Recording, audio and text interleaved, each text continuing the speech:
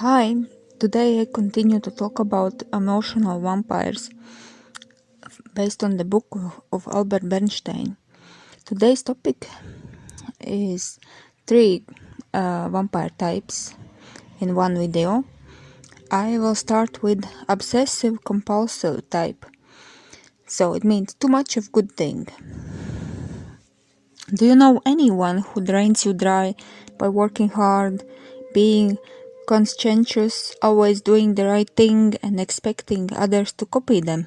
I'm sure you do. Compulsive-obsessive vampires believe they are here to fight the chaos and make everything in order. Their weapons are hard work, adherence to rules, scrupulous attention to detail. These vampires want to create secure world by making everybody obsessive-compulsive. The engine that runs this vampire is fear. They are deadly afraid of doing anything wrong. Behind this mask actually hides antisocial, trying to claw its way out. They keep themselves distracted from this unacceptable nature by keeping their hearts in the right place and their noses to the grindstone. It's like having a rebellious teenager inside of them and suppressing it. They bury themselves with piles of work, and from there they can safely throw rocks. How much is too much of being obsessive and hard worker? Being a little of obsessive-compulsive leads to an accomplished and virtuous life. Being too much of it leads to defeating yourself and draining others. In their mind, no mistake is insignificant, and all the work is never done. These vampires believe punishment is synonymous with justice. They don't see that punishment does not work to improve behavior. Obsessive-compulsive vampire is reliable. They keep their word, and it's like legal contract, and they keep promises and are honest, but they have no idea what pain they are causing to everybody around them. They are so obsessed with little details that they miss the bigger picture. Without obsessive-compulsives to do the unpleasant tasks and hard jobs, the nations would fall, people would stay hungry, businesses would grind to the halt, and households will collapse. At least that's what these vampires believe, and they may be right. We do need them. We trust them and rely on them. But how to help them to be less draining? No matter how hard you try to please obsessive-compulsive, it will be never enough. If you work hard and believe they will be happy with what you have done, you will be very disappointed because these vampires will notice what you have done wrong or not good enough, but never praise you. But this type of vampires know compassion. To make them understand how much it hurts, you can explain this to them. You can tell, you always tell me what I have done wrong, but you never notice what I do right. Can you tell some stuff I have done right, please? It really hurts a lot. I wish to be appreciated. I wish you are grateful for things I do. Maybe I'm not perfect, but I do my best. Obsessive-compulsives will understand completely how you feel, because most of their life they were working hard and nobody praised them and never appreciated the job they did. To find a compromise, you have to ask what jobs obsessive-compulsive want from you to be done. But mostly the list will never end. They will add more and more. In this case, you have to ask what is the most important to be done. If they will become self-aware, they will listen and improve. Most obsessive-compulsive vampires suffer from emotional constipation. Freud was aware of this, and he believed it was caused by strict toilet training. These vampires often become overwhelmed by tasks they have to do, or they put by themselves and expectations. It seems like they never throw anything away, just in case if it's useful, but they look neat and well organized. They have very clear moral code. Their slogan is, "If you want anything right, do it yourself." They are controlling. They want you to do things their way. They want to control you how, when, and how fast to do. If you don't do fast enough or forget to do tasks, they will call you lazy and not caring. When the vampires are working, they feel safe. So, if you want to feel safe, you have to work hard too. That's what they believe, at least. Their basic life strategy is minimizing loss but not maximizing gain. Obsessive-compulsives secretly resent everyone who not work hard as them. That turns to be everybody. Without their hard job and stern example, probably the whole world would go over the edge. Perfectionists and puritans. They are very similar to obsessive-compulsive, so the strategies to help them would work the same. They are most training when they are trying to manage their anxieties and putting you to do job. Perfectionists attempt to control your actions, what you do and how to do. Puritans try to control your soul. At first, those vampires does not seem dangerous. They are intelligent, responsible, and hardworking. They are mild-tempered. They don't make scenes and losing control. They draw you with their reliability and competence. Only when you make mistake or try to make them to do things your way, they will attack you and drain you dry. Their words will sting like a fire, and they believe it's for your own good. Perfectionists and puritans most of the time seems angry, but they are not aware of that. They are good people stuck in bad world. They can easily attack anyone who does not follow the same rules and morality. These vampires always feel overwhelmed, underappreciated, and disappointed. They sigh, shaking their heads and muttering under their breath as they work themselves up to next lecture. Perfectionists and puritans hypnotize themselves that their angry look is praiseworthy because it's for the service of goodness and light. But don't be fooled. Under the piles of rules, these vampires are bullies. As long as you remember this, they can't sneak out of the twilight and bite you. About bullies, I have talked the previous times. You can check my other videos. To deal effectively with these vampires, this type of vampire, you have to know well what they are doing, even if they don't. They confuse product with goal. You have to explain them that it does not matter what way you choose to do things. The most important is the end product. You have to ask, what's our overall goal here? What would you like me to do? All the three types of vampires have strong sense of fairness. If you point them out the rules, they will stick to them. If they put too many jobs on you, you can ask what the top priority is. For obsessive-compulsive vampires, the main goal is to be in control. When you want to rebel and to show to these vampires that they can't control you, you will make more mistakes. Unfortunately, obsessive-compulsives are often right. If you want to deal with them effectively, you have to put aside any tendencies toward rebellion and learn from them because they know more than you. If you want to win their approval, give up and don't waste your time. Even if they love you, they will never praise you and never see your achievements. They will notice everything else, what you have done wrong. If your feelings are hurt, say so.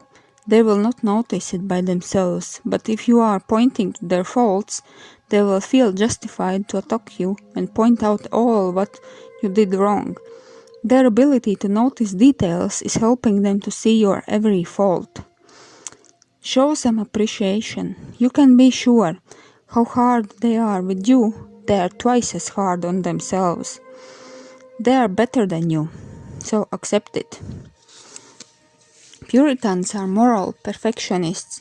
They try to make world safe for truth, justice and love, using censorship, punishment and cruelty. They invented hell, and they believe they take you through the hell for your own good, to take you to the paradise. They not realize that they are the primary instigators of the forces of evil that they labor to combat. If there is Puritan in your life, you will notice that it's easier to be saint than to live with one. They don't see that they make people to suffer.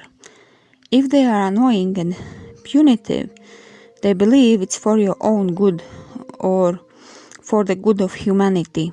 They see their own actions selfless. They expect some higher power will step in and like they would become gods and punish the sinners. What Puritans expect is some earthly rewards. The problem is, in reality, rewards go to people who know how to get them, not necessarily who believe that they deserve it. To deal with Puritans, there are two ways: to laugh about them behind their backs and humor them, or you can show them how to get the earthly rewards, what they want so badly. If you want the second, you have to gently point it out that it's their reliance and punishment and censorship that causing the problems. Gentleness is necessary. If you are too empathetic, they will point out proudly that such tactics have made them what they are. Punishment is terrible strategy to improve behavior. Censorship does not work either. It just makes people more curious about what's not allowed to see or do. Puritans, in the process of dealing with the sin, usually increase the sin instead of decreasing. It happens inside the Puritans as well, but trying to explain this to them, they will burn you on the stake. Better try to explain them that earthly rewards go to those who are loving and caring. Love goes to people who are nice. Respect goes to those who respect, and riches go to those who know how to grab the opportunity. If you do what you say and will do when you say, these controlling thirsty vampires will go and drain someone else less reliable. If you want to point out to vampires what they are doing wrong, you will never win an argument with Obsessive-Compulsive if it's based only on your idea. For perfectionists, the documented opinion of an authority expert might open up the discussion. For Puritans can help biblical quotes. They usually forget those about mercy and forgiveness. Do what they don't. Look at the bigger picture and show them how small details fit in.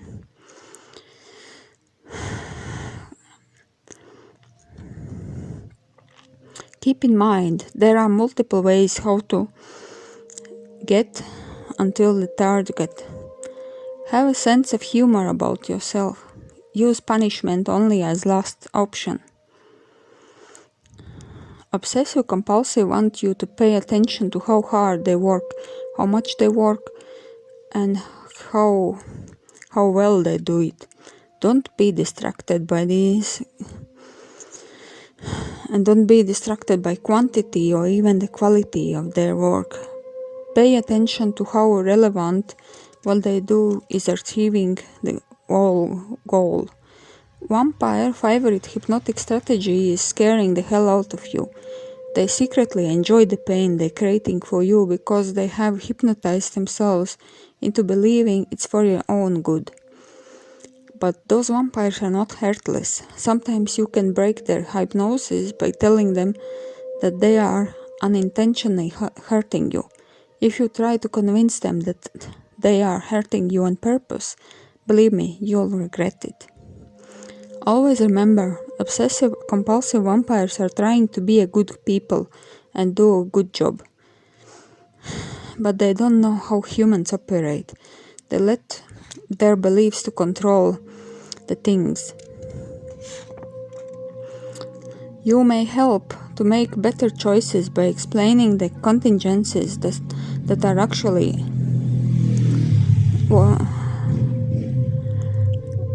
operating. Tell them it's human nature to want to see things that are not supposed to see. Tell them as more they criticize people for messing up, the anger they will get more angry and they will be not motivated at all to do things better. Tell them also unwritten rules, because they don't know to figure out by themselves. Even if obsessive-compulsives practice censorship to avoid embarrassment, you shouldn't. At the end, respect the fact that obsessive-compulsives structure their lives to minimize losses rather than maximizing gains. These vampires can change only if they see benefits to be very clear and very large.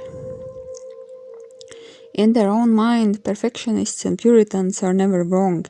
If you criticize them, they will show the list with things you did wrong, even time, date, and witnesses. They will defeat yourself with arguments that it's the result of your miscommunication. They will also twist your words. You can prove your words only if you recorded the conversation. Otherwise, don't waste your time explaining.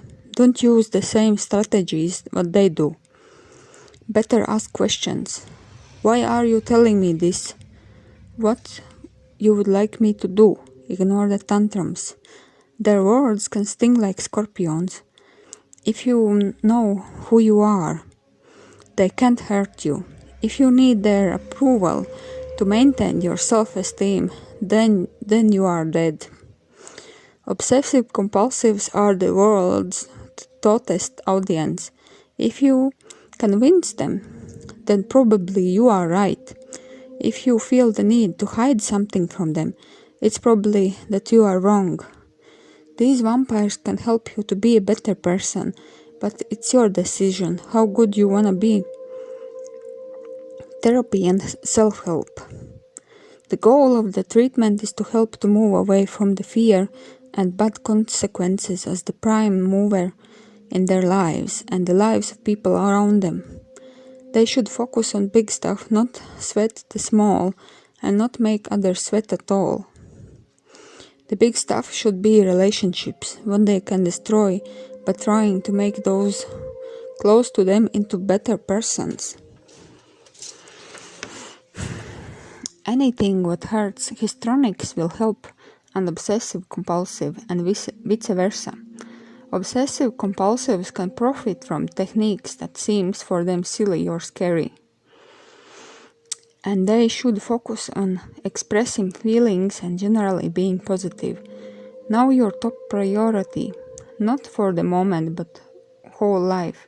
It's like, what would you like to be? What would you like to be written on your tombstone and work toward it? The other details will take care of themselves. Pay attention about negative judgments you make about people and things. If you catch yourself thinking this way, find two good things about this person or thing. If you can't, ask someone to explain you.